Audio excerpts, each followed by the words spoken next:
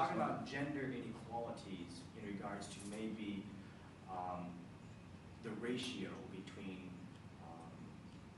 male and female, then probably yes, there is a gender inequality in the communication industry here in Vietnam, as the stereotype is confirmed that most or the majority of communication specialists or PR practitioners are more female.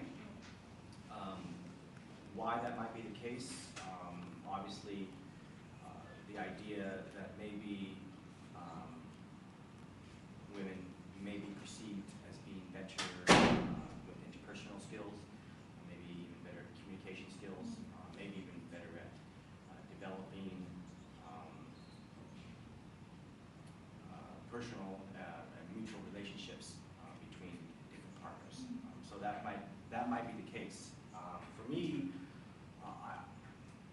I wouldn't see it as maybe a gender inequality, but I don't know whether or not that would actually be considered maybe gender discrimination.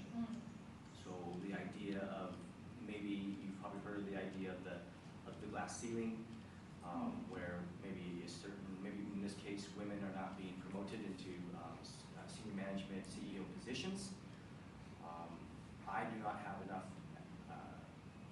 experience or knowledge to know whether or not that actually does occur or is occurring. However,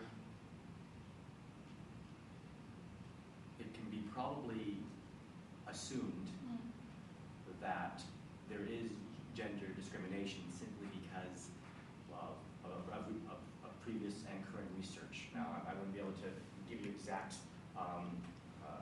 references to literature, but there is current literature stating that there is about a 10% difference in pay between males and females in the U.S., and that might be even greater here in Vietnam.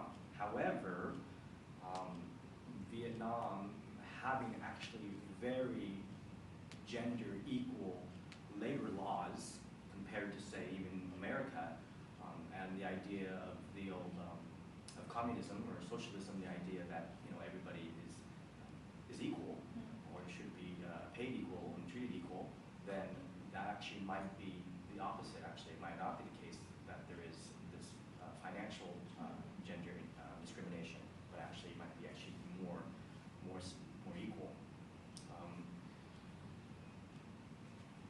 For most incidences, I've seen women in various positions in the communication industry, from just a basic PR practitioner who's out there doing the media monitoring, doing the researching, to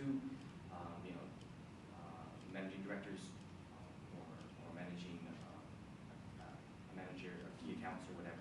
So I don't personally know if there's actually gender inequality. I think what you have to keep in mind is that you have to have a strong will to maybe, if you're exposed to gender inequality or discrimination, meaning you have strong will, meaning you be willing to take it and be willing to fight, be able to at least defend your position or your gender.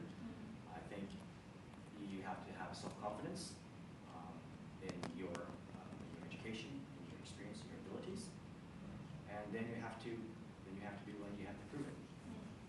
So I think the barriers, if there are barriers, are not